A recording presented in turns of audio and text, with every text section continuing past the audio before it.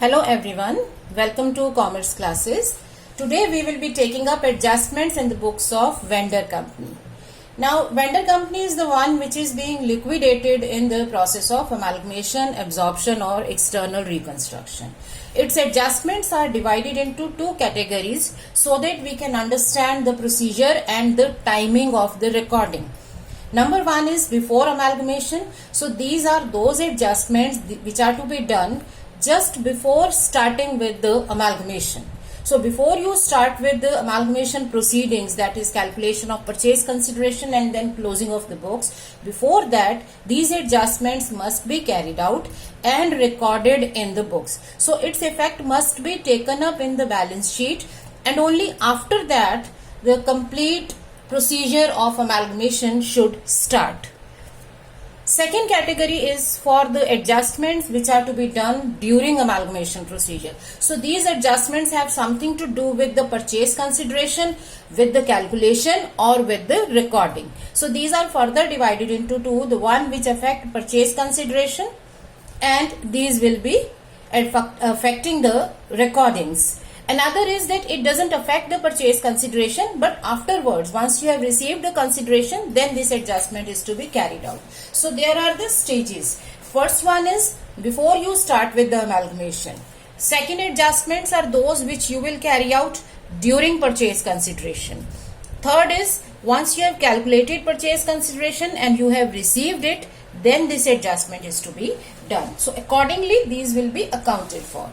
Let us start with the first one, that is the amalgamation takes place. Before that, the company thinks of some transactions. Number one is dividend payment. That is, the vendor company may decide to give dividend to its shareholders before they start with the amalgamation, absorption or external reconstruction. Now, when a company is to pay dividend, what entry do we pass? Dividend is paid out of the company's surplus. So we debit the surplus account. So the company's surplus account is to be debited and the dividend amount becomes payable. So to dividend payable. So as per the given rate, dividend is to be payable.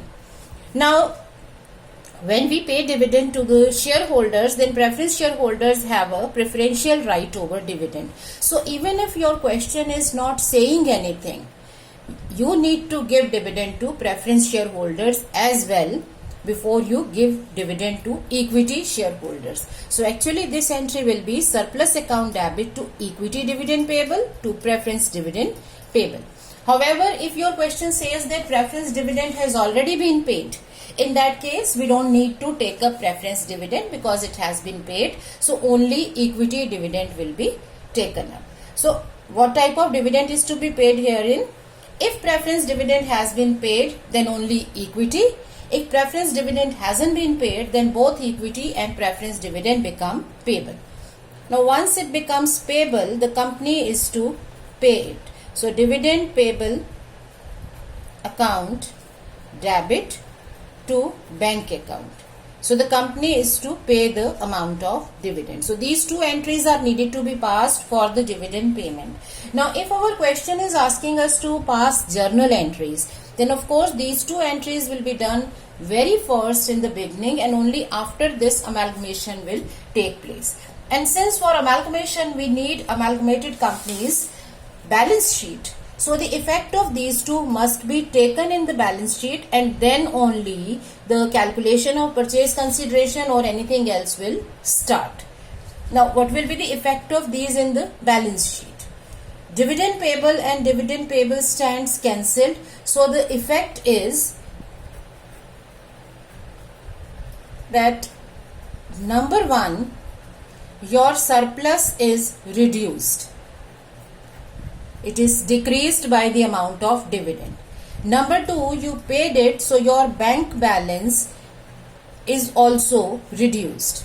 So when you start with the amalgamation procedures, that is when you calculate purchase consideration or you are to pass journal entries or accounts to close the books, you will be considering reduced balance and reduced surplus, right? So we had taken up one question last time. I am taking the same again to consider the effect of dividend payable. Now suppose this company Mehul Limited, which is going for liquidation, suppose your question says that this company is to be paid dividend. This company is to pay dividend, say at the rate of 6% to equity shareholders, and preference dividend has already been paid. So if you have already paid preference dividend, it means that this amount of dividend, 6% dividend, is payable on equity shares. If your question doesn't say about preference shares, then you need to pay 10% dividend to preference shares also.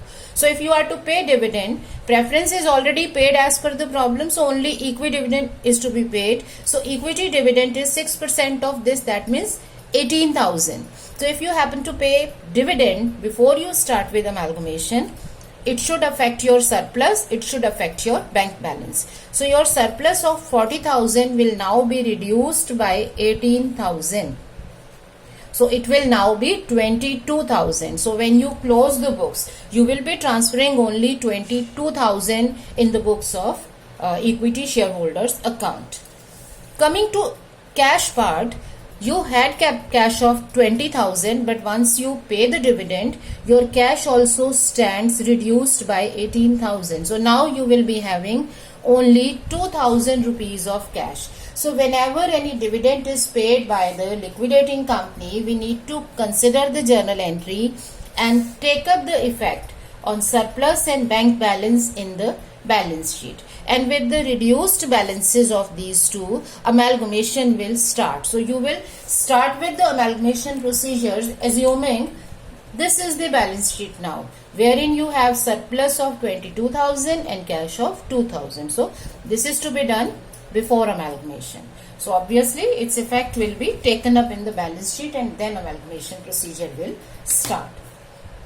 Second thing is that if a company has acquired its own shares or debentures as an investment under buyback scheme, like a company is now allowed under certain conditions to buy its own shares or debentures. So when a company is holding its investment, that is vendor companies, investment includes